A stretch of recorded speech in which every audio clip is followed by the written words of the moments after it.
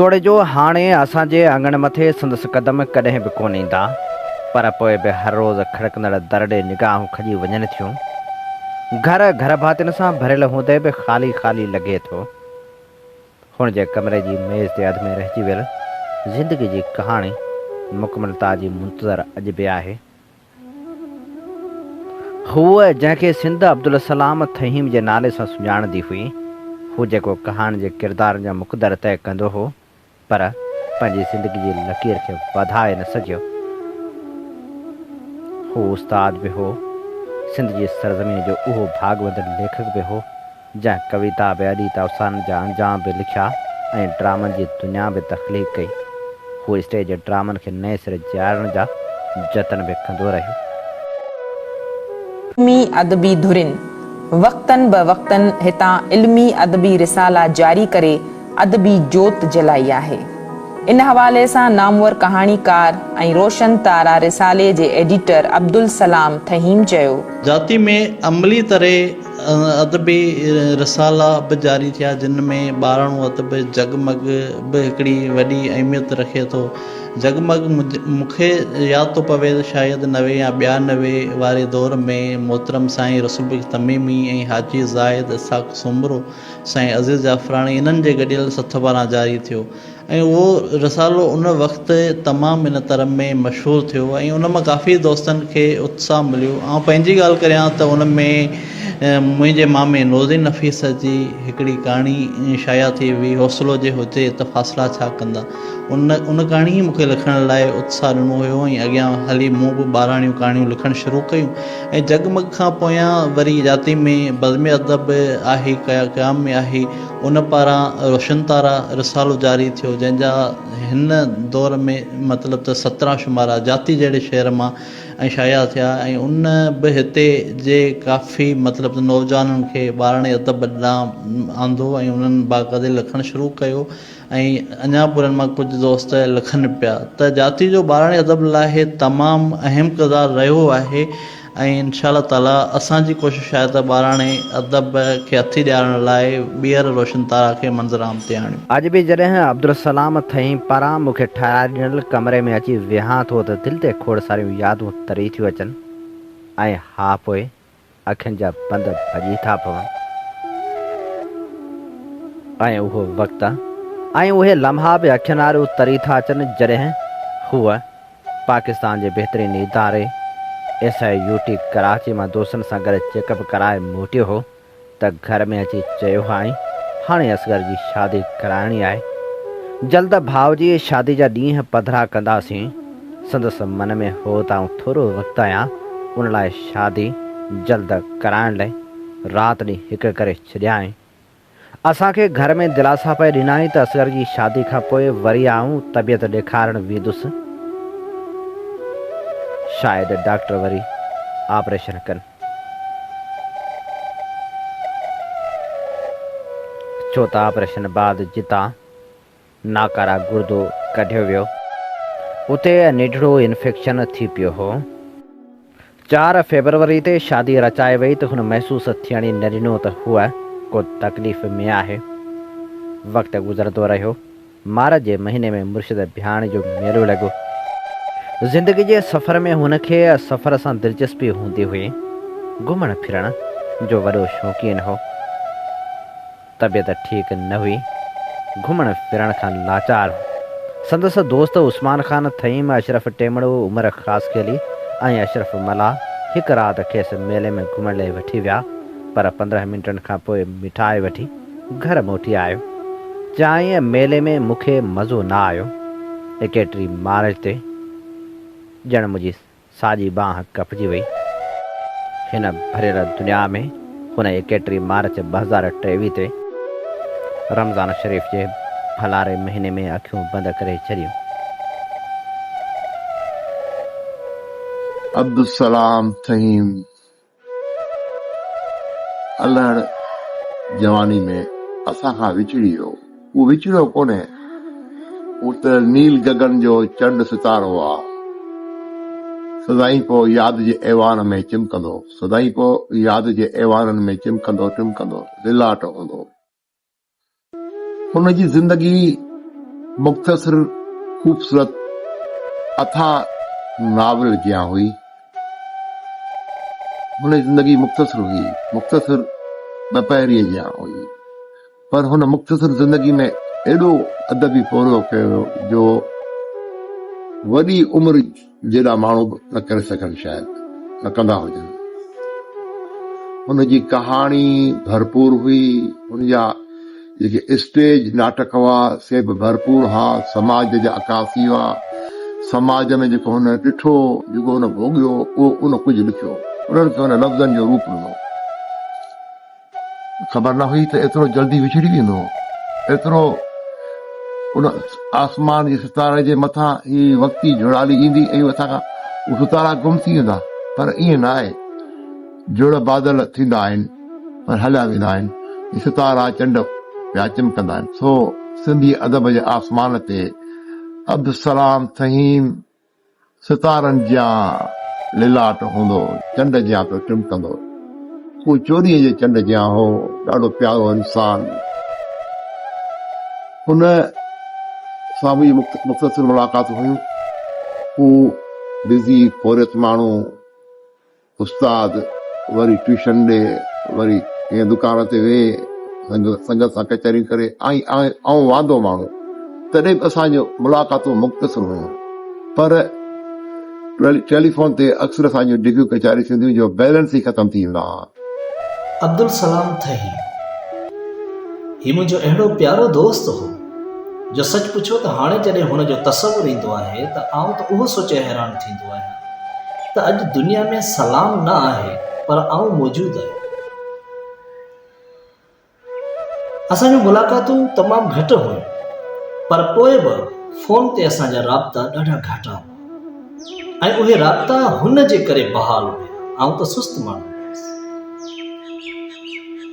लाड़पट जे जाती शहर जो वॾो माण्हू हो। हुन थोरी ज़िंदगीअ में तमामु घणा कम कया, न रुगो पंहिंजियूं तख़लीक़ूं सिंधी अदब जे झोल में विधायूं, पर पंहिंजे मामे नफ़ीस साहब जो कमु बि सहेड़ियो। हुन स्टेज नाटक ते वॾो कमु कयो, हुन ॾाढियूं सुठियूं कहाणियूं लिखियूं। हुन अदब जे हवाले सां त हिकु घणो कमु कयो ई आहे ऐं हू अदब जो बि हिकिड़ो सगारो नालो ज़रूरु आहे, पर उन खां बि वॾो आहे हुनजो किरदारु।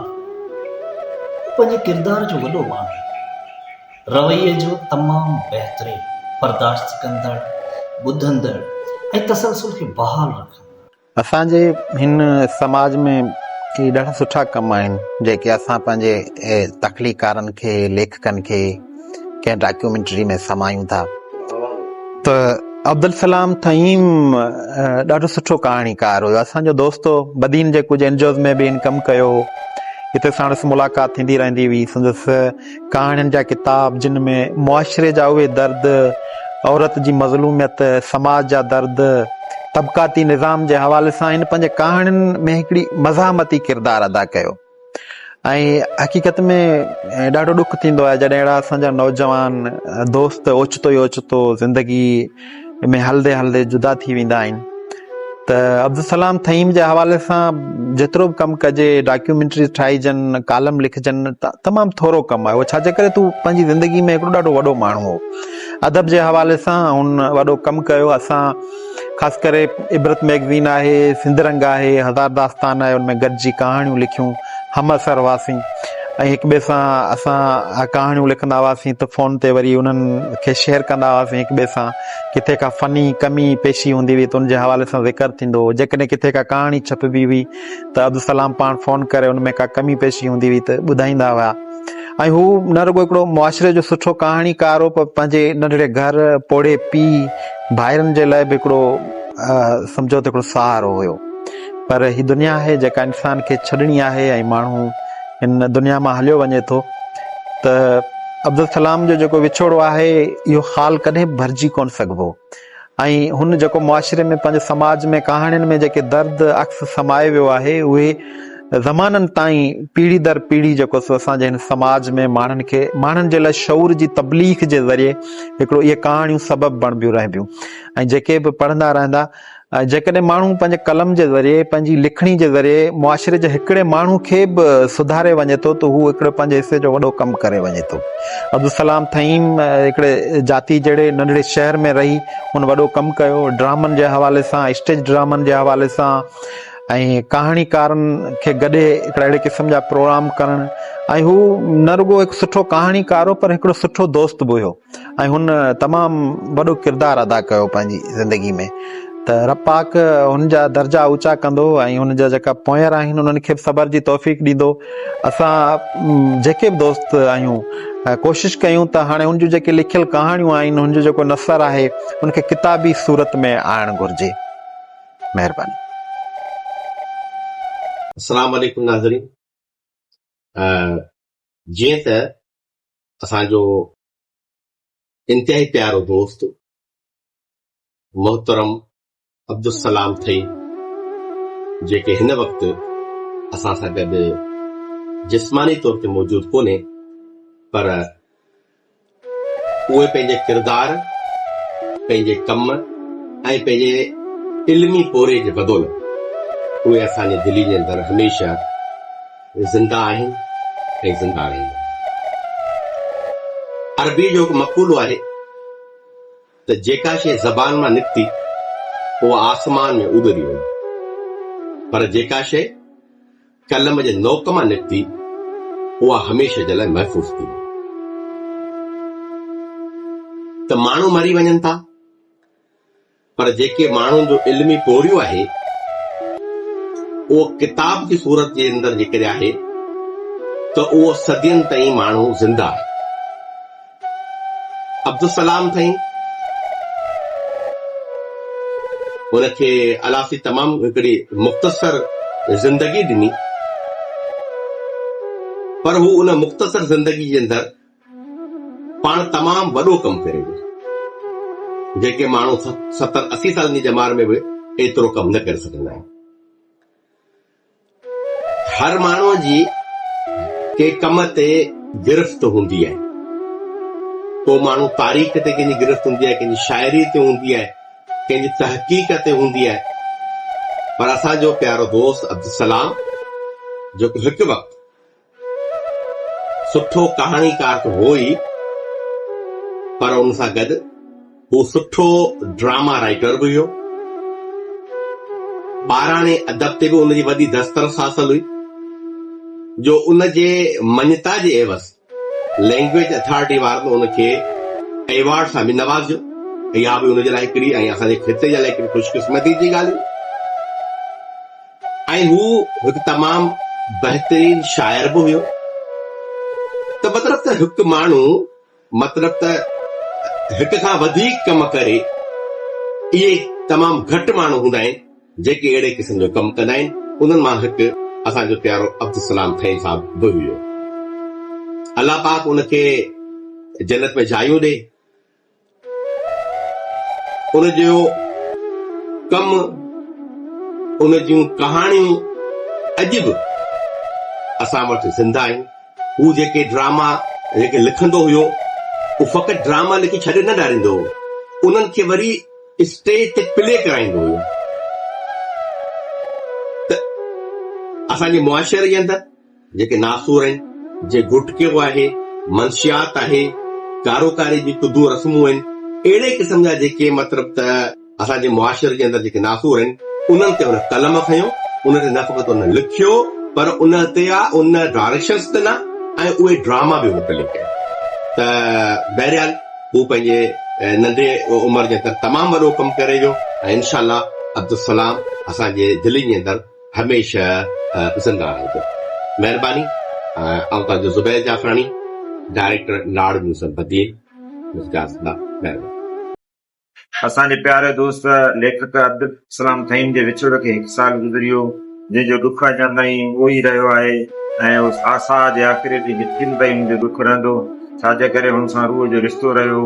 ऐं हू न रुॻो असांजो सुठो दोस्त हो पर हिकिड़ो बहितरीन कहाणीकार हो। बहितरीन कहाणीकार हुअण सां गॾु हिकु बहितरीन उस्ताद हुयो जे समाज में सुठे उस्ताद हुअण जा फर्ज़ निभाए रहियो ऐं उन खां अलावा हुनमें काफ़ी कई स्टेज ड्रामा कया ऐं पंहिंजे इलाइक़े में हिकु सरगर्म जेको अदीब रहियो केतिरा ई नौजवान खे नवां मौक़ा फराहम कया। अॼु जी संगत जे हवाले सां हुननि काफ़ी ख़िदमतूं रहियूं ऐं अहिड़ी तरह हुते जेको तमामु घणो सरगर्म किरदारु रहियो ऐं हुन जूं सारूं हमेशह यादि रहंदियूं।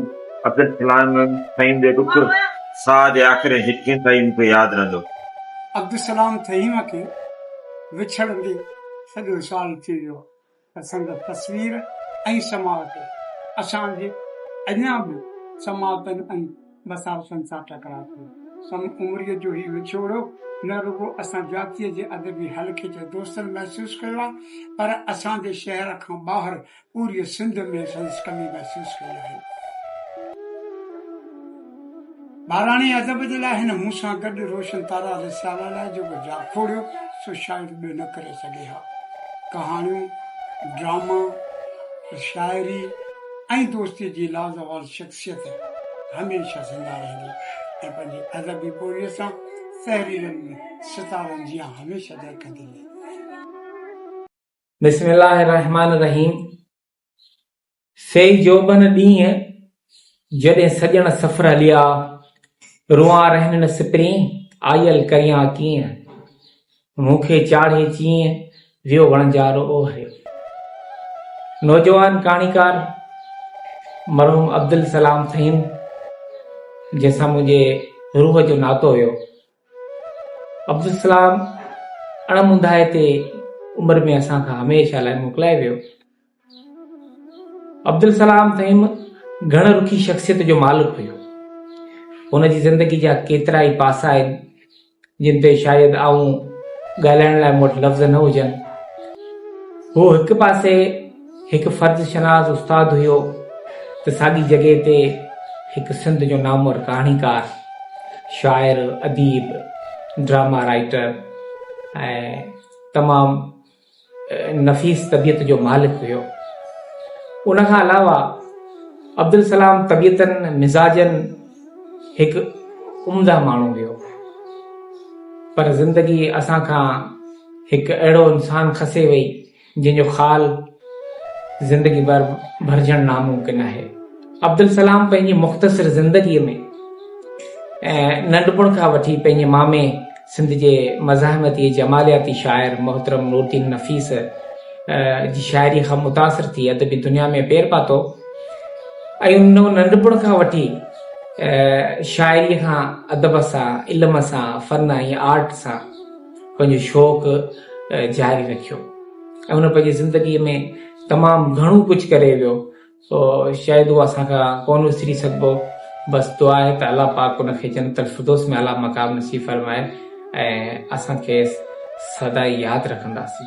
तुंहिंजी संभार आई दिल जो कमल टिड़ी पियो, तुंहिंजी संभार आई दिल जो कमल टिड़ी पियो, निकतो को ज़िक्र अहिड़ो जो बात बात चमकी, आवाज़ रंग लातो वरती ख़याल सूरत, ॾातर जी ॾात चमकी, शायर जी बात चमकी।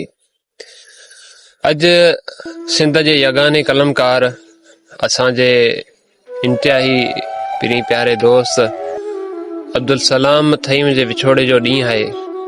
सच पुछो त हिन वक़्तु सूरज सिज जेको आहे सो उभरियो आहे, सुबुह थियो आहे ऐं सुबुह में ही पखियुनि जा आवाज़ ऐं हीअ मौसम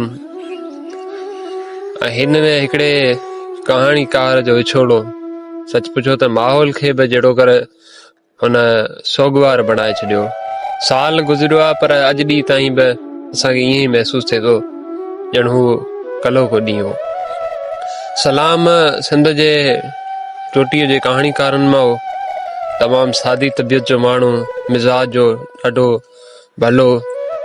ईअं सम्झो त हू माण्हू पंहिंजे घर लाइ बि भलो हो त पंहिंजे तर लाइ बि भलो हो ऐं तमामु वॾो माण्हू अब्दुल सलाम फहीम। सिंध विछोड़े खे पूरो साल गुज़री वियो आहे पर अॼु बि हू ईअं थो लॻे त असां सां गॾु आहे ऐं कहाणीकार, शाइर, अदीब उहे त माना मरणा आहिनि ई कोन।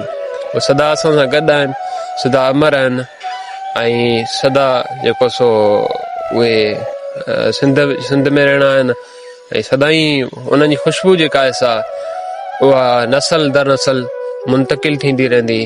सलाम जो ॾुख ईअं सम्झो त सदियुनि जो ॾुख आहे।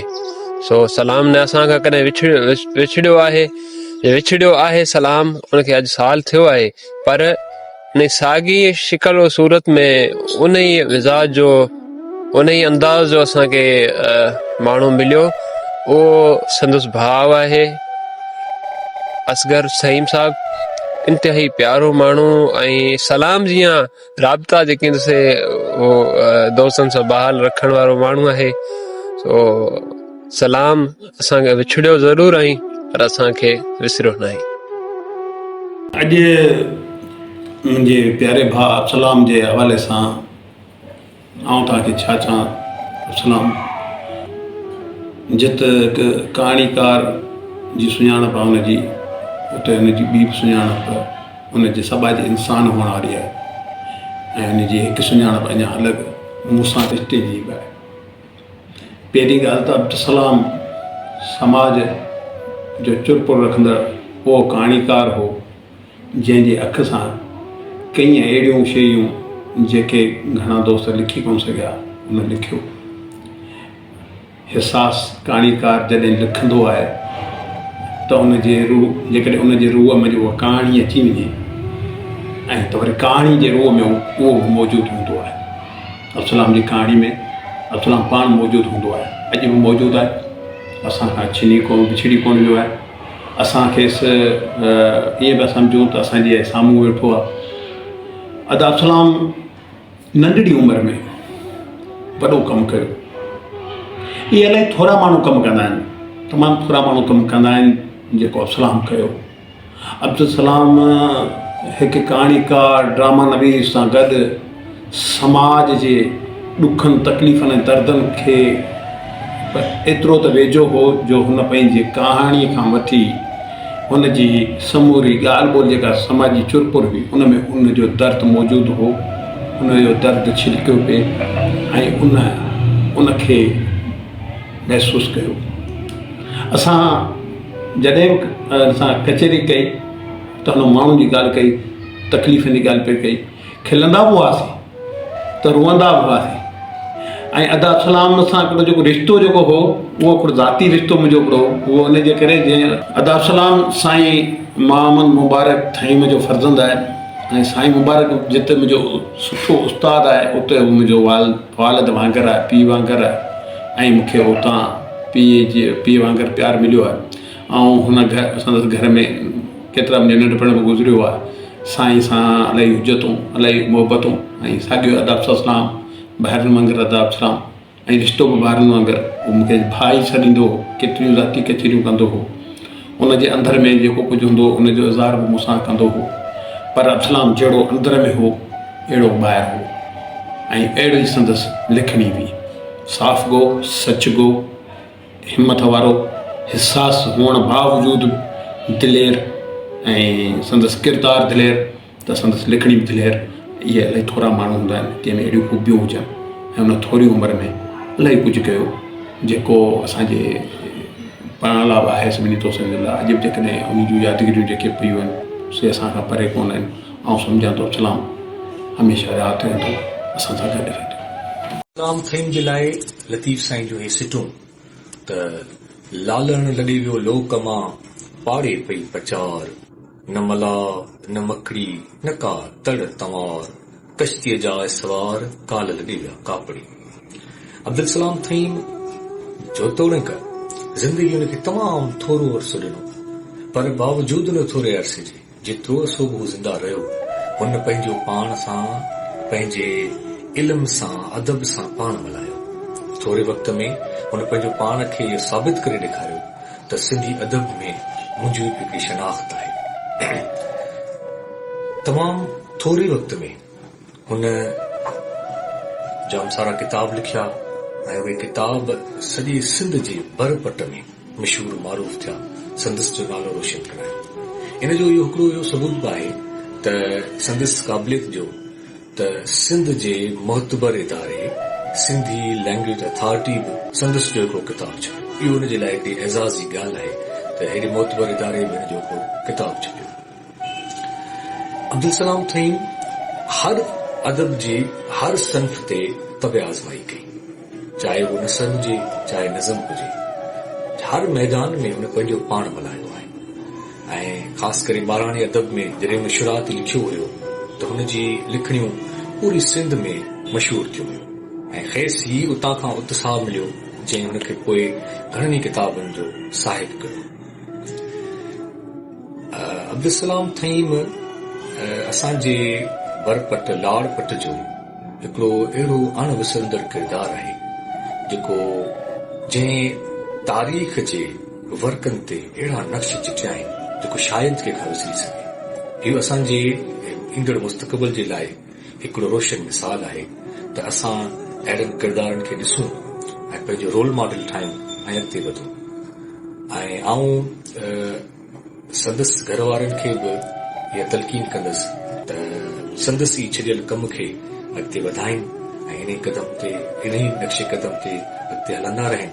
खेसि अल्लाह जी ज़ात जन्नतुल फिरदौस में आला मक़ाम अता करे। महिरबानी। इहो अब्दुल सलाम लाइ मूं वटि अहिड़ा लफ़्ज़ कोन्हे जो उनजे लाइ चवां। अब्दुल सलाम अब्दु थईन जेको हिन फनी दुनिया में मुंहिंजो उस्तादु रहियो। साईं अब्दुल सलाम थईन ॾाढो हिकिड़ो सुलझियो ऐं हिकिड़ो मतिलबु अहसास वारो माण्हू हो। मूंखे जेको फनी दुनिया में आंदो न उहो साईं अब्दुल सलाम अब्दु आंदो छो त लेखक हो, कहाणीकार, कालम निगार ऐं शाइर ज़बरदस्त हुयो। माना हिन नंढी टही में कॾहिं कॾहिं हुनखे आउं चवंदुसि यार सलाम तुंहिंजो हेॾो दिमाग़ आहे ऐं तूं एॾियूं कहाणियूं कीअं थो लिखे, छो त असांखे स्क्रिप्ट ॾींदो त एतिरा ॾिघा हूंदा असांखे यादि कोन थींदा हुआ। ऐं आउं चवंदुसि यार तूं इहो एतिरो थो लिखी असांखे यादि कोन थी, तूं लिखे कीअं एतिरो, त खिलंदो त चवंदो यार इहा हिकिड़ी कुदरती दात आहे उहा मूंखे रब्बा ॾिनी आहे। मतिलबु त हीउ मां हिकिड़ो नौजवान हो इन तमामु घणा जेको रोशन तारा जेको हलियो न उहो इन ई साईं अब्दुल सलाम स्टार्ट कयो। साईं अब्दुल सलाम असांजे जाती हिकिड़ो मोज़िज़ माण्हू हो, तमामु शरीफ़ माण्हू। मूंखे तमामु वेझो रहियो। अच्छा मूं कॾहिं हुनखे कावड़ में कोन ॾिठो, हू सदाई मज़ाक मस्ती में माना हिकिड़ो हसास तबियत हो। ऐं मतिलबु हिन नौजवान में हू हितां असांखां हुनजो विछोड़ थी वियो। जेको इहो ख़ाल आहे उहो भरिजणो कोन्हे। अब्दुल सलाम जेको साईं जो मामा हुयो साईं नूरुद्दीन नफ़ीस, उहो बि ईअं कहाणीकार, शाइर, लेखक हुयो। उनजे कदम ते हलंदे साईं अब्दुल सलाम बि उन ई राह ते हलियो जेको ॾाढो मशहूरु थियो। उनजा अलाए केतिरा किताब छपिजी चुका आहिनि। असांखे इहो ॾुख आहे अलाह साईं अब्दुल सलाम मूंखे जन्नतुल फिरदौस में जॻह ॾे। वधीक कुझु लफ़्ज़ कोन्हे हुन लाइ चवां। महिरबानी। अब्दुल सलाम अब्दु जंहिंजो नालो ई अहिड़ो हो त माण्हू सदाई वेठो न था कचेरी कंदो, कॾहिं न महसूसु न करणु ॾिनो त आउं को वॾो अदीब आहियां या शाइर आहियां या लेखक आहियां। हमेशह उनजी तबियत में आजिज़ी ऐं अदब रहियो हो। जहिड़ो उनजो नालो हो तहिड़े तबियत जो मालिक हो। असांजो वास्तो अब्दुल सलाम सां 1994-95 में थियो ऐं उनजी हिदायत में असां जेको आहे सो उनजे 2 ड्रामा लिखियल असां कयासीं, जंहिंमें मूंखे पहिरीं ड्रामे में विलन जो किरदारु ॾिनो। उनखां पोइ वरी ॿिए ड्रामे में मूंखे जेको आहे सो हीरो जो किरदारु ॾिनो। मक़सदु त हर क़िस्म जी एक्टिविटी सलाम ते शहर में आणींदो हो ऐं ख़ासि करे जेके ड्रामा या जेके सोशल मीडिया ते हुन प्रोग्राम छॾिया आहिनि उहो मुआशिरे खे सुधारण जे लाइ अहिड़ा हिन लिखियो ई मुआशिरे ते हो जेकी पंहिंजी बुराइयूं हलनि पियूं, जिते मुआशिरे खे सुधारण जे लाइ कमु कया। उन हिसाब सां अब्दुल सलाम तमामु बहितरीनु किरदारु अदा कयो। हीअ वेल न वञण में उनजी हुई जंहिं महिल ई वियो आहे। बसि अलाह ताला उनखे उनजे क़बर खे जन्नत जे बाग़नि मां बाग़ बनाए। ऐं अब्दुल सलाम असांजे जेको आहे सो अदबी लॾे जे हिसाब सां मुंहिंजो हिकिड़ो उस्ताद बि रहियो आहे, मौसन बि रहियो आहे। उहो असांजो दोस्त न बल्कि असांजो भाउ हो ऐं जेको आहे हमेशह असांखे यादि रहंदो। अब्दुल सलाम जूं महिनतूं हमेशह हर माण्हू खे यादि रहंदियूं। हुन वॾनि जे लाइ त कुझु लिखियो, पर नंढड़नि ॿारनि खे एंटरटेनमेंट ॾियण जे लाइ बि जेको आहे सो नंढड़ो हिकिड़ो किताबु लिखियो, शुरूआति कई जेके पाण रोशन तारा जे हिसाब सां मुतारफ़ करायो। उन खां पोइ उन जा केतिरा ई ॿिया नंढड़ा किताब हुआ, केतिरियूं कहाणियूं हुयूं, केतिरा नज़म हुआ जेके अॼु ताईं बि असांजे शहर में मुख़्तलिफ़ शाइर अदीब पंहिंजे प्रोग्राम में पढ़ंदा आहिनि। त अब्दुल सलाम जी महिनत कंहिंखां लिकल न आहे। नंढी उमिरि जो थी करे वॾे पैमाने ते हुन महिनत कई ऐं सॼी ज़िंदगी जेकी आहे सो उन अदब में ऐं इन शइ में अर्पे छॾी हुई। ऐं तबियत एतिरो अहसासु हूंदो हो, असां कॾहिं कॾहिं खिल बोग में हुनखे चवंदासीं अब्दुल सलाम हाणे तुंहिंजी उमिरि इलाही वॾी थी वई आहे, तूं शादी कर। त उहो मुर्की जवाबु ॾींदो हो त पहिरीं आउं पंहिंजा फ़र्ज़ लाहियां, पहिरीं पंहिंजी भेण जी पंहिंजे भाउ जी शादी करे वठां, उनजे लाइ जॻहि ठाराए वठां, पोइ अलाह साईं हयात ॾिनी त आउं पंहिंजी शादी कंदुसि। त मक़सदु त उहो ॿियनि जे कारण जीअंदो हो ऐं पंहिंजे लाइ उन कुझु कोन कयो। उन इहा कयो त सिर्फ़ु महिनत करे पंहिंजी जेको आहे ड्यूटी सर अंजाम सही नमूने ॾींदो हो। हिकिड़ो उस्ताद हो फ़र्ज़ शनास, ऐं जेको आहे सो उन पघार मां उन लोन खयो ऐं पंहिंजे भाउ जे लाइ जॻहि ठाराई ऐं उहो उनखे शादी कराई। शादी खां पोइ जल्दी उहो पंहिंजे जेको आहे सो वफ़ात करे वियो, पंहिंजी ज़िंदगी पूरी करे। बहरहाल उन जूं ख़्वाहिशूं जेकी हुयूं ऐं जेकी उन जूं उमेदूं हुयूं, उन चयो इहो हो तव्हां पंहिंजे ॿार जी ऐं पंहिंजे भेण जी शादी कराए, उन खां बाद में मुंहिंजी शादी थींदी। त अब्दुल सलाम तव्हांखे मूं पहिरीं ॿुधायो त नाले जे हिसाब सां, अब्द जे हिसाब सां तमामु हसास तबियत जो माण्हू हूंदो हो ऐं ॾाढो मोहबती, हमेशह चहिरे ते मुर्क रखंदड़ माण्हू हो। कॾहिं बि उन कंहिंखे चिड़ी करे जवाबु या रोब सां जवाबु कोन ॾिनो, हमेशह ग़रीबनि सां गॾु रहंदो हो ऐं जेको आहे सदाईं दोस्तनि खे पाण सां गॾु खणी हलंदो हो। अब्दुल सलाम जे लाइ वधीक अहिड़ा अल्फाज़ ई कोन्हे जो आउं ॻाल्हाए सघां। बसि अलाह ताला खां इहा दुआ आहे त अलाह ताला उनखे जन्नत में जाइ अता फ़रमाए ऐं उनजे पोयनि खे जेको आहे सब्र जमील अता फ़रमाए। महिरबानी। अब्दुल सलाम अब्द जेको न फ़क़ति हिकु उस्ताद हुयो, अदीब ऐं लेखक हुयो, पर हिकु सुठो कहाणीकार बि हुयो। साणस लाॻापो 1999 खां वठी आहे, जॾहिं हुन 1999 में मूं में कुझु गट्स ॾिठा ऐं मूंखे चयईं यार तव्हां मुंहिंजे अंदरि में खोड़ सारियूं सलाहियतूं आहिनि जेके तव्हां अंदरि में दॿायो वेठा आहियो। महिरबानी करे पंहिंजी सलाहियतुनि खे उजागर करियो, पंहिंजी सलाहियतुनि खे जेको सो निर्वार करियो। पोइ मूंखे हुन 1999 में पंहिंजे राज़ ड्रामे में हिकु मज़ाया किरदारु ॾिनो, जंहिंमें हुन मूंखे सुठे नमूने सम्झायो। सम्झ जीअं माइट सम्झाए, उस्ताद सम्झाए, ईअं हुन मूंखे सुठे नमूने सम्झायो ऐं उन माशाअल्लाह उन प्रोग्राम में आउं कामयाबु वियसि। ऐं अॼु बि उनखां पोयां जेका अदब सां सलाह ॾियल आहियां, अदब में बि जेके हुन मूंखे उस्ताद थी करे मूंखे जेका गट्स ॾिना, मूंखे सम्झाइणियूं ॾिनियूं ऐं अदब में जेका मुंहिंजी मदद कई, ऐं आउं कॾहिं बि नथो विसारे सघां। संदसि ख़िदमतूं हिन साहिली पट्टीअ में इल्मु अदब जे हवाले सां खोड़ सारियूं आहिनि। पाण हिकु इल्म जो, अदब जो, आर्ट जो ख़ज़ानो हुयो। पाण हमेशह जेका संदसि ज़िंदगी रही, कश्मकश में रही, महिनत में रही, उहो हमेशह कुझु न कुझु हिन ॾुतड़ियल माण्हुनि जे लाइ लिखंदो रहियो। पोइ चाहे उहो ड्रामे जी सूरत में हुजे, चाहे उहो शाइरी जी सूरत में हुजे, हिन साहिली पट्टी जे माण्हुनि जो दर्दनि जो दरमान रहियो। हुन हमेशह पंहिंजे कलम खे जुंबश में आंदो, पंहिंजे कलम खे हिन ॾुतड़ियल माण्हुनि जे आवाज़ जे लाइ जेको सो लिखंदो रहियो। ऐं उन खां पोइ जॾहिं ठापर अची वई आर्ट में, अदब में, पोइ हुन जॾहिं ॾिठो त हीअ जेके पसमानदा इलाइक़े जा माण्हू आहिनि तमामु घणो परेशान आहिनि ऐं हिते जेको सो रोज़गार जा वसीला घटि आहिनि, माण्हू सख़्तु परेशान आहिनि। पोइ हुननि जे चहिरे ते, मुखड़े ते मुर्क आणण जे लाइ हुन हिकु मज़ाहिया क्लब जी शुरूआति कई। जॾहिं हुन मूंखे चयो त रशीद तो में वॾा करणा आहिनि, तूं हिकु सुठो आर्टिस्ट आहीं, महिरबानी करे हिकु क्लिप ठाहियूं था हिननि मारूड़नि जे मुखड़नि ते मुर्कूं आणण जे लाइ, महिरबानी करे तूं हिन में अचु ऐं पाण हिकु क्लिप ठाहियूं।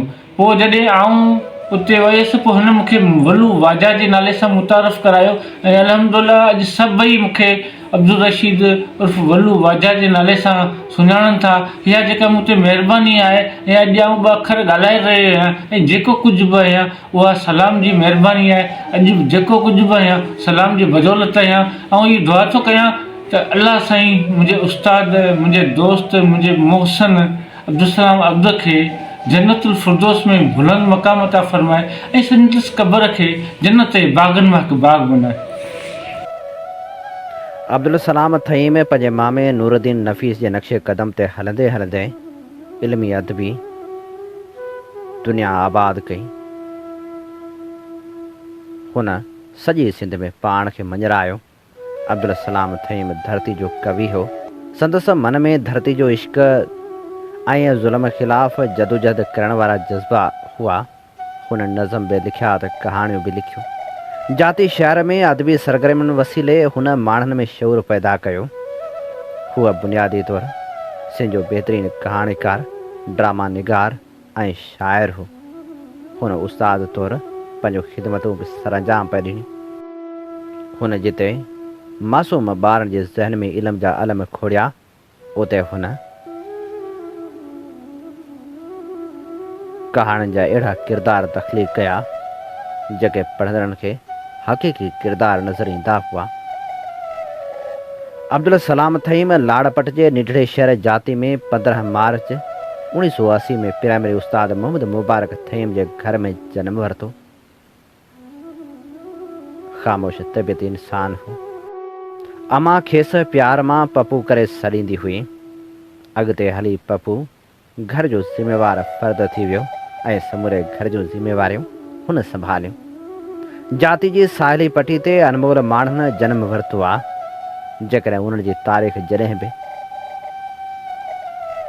खोले पढ़ूं था तॾहिं उन्हनि में क़तार जी वियल अब्दुल सलाम थईम जो नालो बि रोशन नज़र अचे थो। अब्दुल सलाम थईम जिते कहाणियूं लिखियूं उते वरी रिटायर उस्तादनि बुज़ुर्गनि ऐं शाइरनि खे मञता पिणु ॾिनी। हुन अज़ीम हस्तियुनि खे ज़िंदगी में भेटा ॾियण लाइ जाती शहर में तक़रीबूं मुनक़िद करायूं ऐं जाती शहर में रोशन तारा जे नाले सां माहवार रिसालो बि छपरायो। संदसि कोशिशनि सां 2018 खां 2019 ताईं जाती शहर में सिंधी स्टेज नाटक पेश कया विया। उन्हनि जो कहाणीकार हिदायतकार बि पाण हो। अब्दुल सलाम थईम सिंध जो बहितरीनु शाइर, कहाणीकार ऐं ड्रामा निगार हो। संदसि लिखियल 3 किताब छपजी चुका। पहिरियों कहाणी किताब उसीड़े में जुड़ियल आस छपजी मंज़र आम ते आयो त उनखां पोइ ॿियो किताब गुलनि सां तजिद पिणु छपजी मंज़र आम ते पहुतो। सिंध लैंग्वेज अथॉरिटी पारां संदसि किताब मींहुं आयो डोड़ी छपराए पधिरो कयो वियो। हुन जेका थोरी घणी शाइरी कई उहा किताबी सूरत में अची कोन सकी। हुन पंहिंजे किताबनि में जिते दिलनि जा दर्द लिखिया, जिते हुन विछोड़े खे कलमबंद कयो, उते हुन अमन ऐं भाईचारे जो दर्स बि ॾिनो। उस्ताद जी हैसियत में हूअ फ़र्ज़ शनास उस्ताद हो ऐं हिन मुआशिरे जो ज़िम्मेवार फ़र्द हो। हुन इस्लाही सिंधी स्टेज ड्रामा पेश कया। हुन जहाल जे सोझरे ख़िलाफ़ कलम सां जंग जोटी। जाती जा माण्हू अॼु बि खेसि यादि कनि था ऐं उहे घटियूं जिन मां हुन जो गुज़र थींदो हो उहे खेसि सारियुनि थियूं। तुर जो अॼु बि हुन जो शागिर्द पुछनि था, पर छा कजे, हूअ हाणे कहाणी जो अहिड़ो किरदारु थी वियो आहे जंहिंखे वक़्त जूं वार्ताऊं छाणे वेंदियूं आहिनि, पर हू पंहिंजे लिखणनि में अॼु बि ज़िंदा आहे। हूअ जेसीं हो तेसीं बहारूं हुयूं, तेसीं ख़िज़ा जो उल्को न हो, पर हाणे हर पल रूह रंजाए थो गुज़रे। तूं गीत हुएं, संगीत हुएं, या मुंहिंजे मन जो मीत हुएं। अॼु गीतनि खां गुंजार वई, अॼु दरियाउनि खां धारा विछड़िया। के ॾींहं हुआ जो मींहं पिया, जिन प्यार कयो से धार थिया। तूं जो विछड़े दुनिया विछड़ी, मूंखां साथी सारा विछड़िया।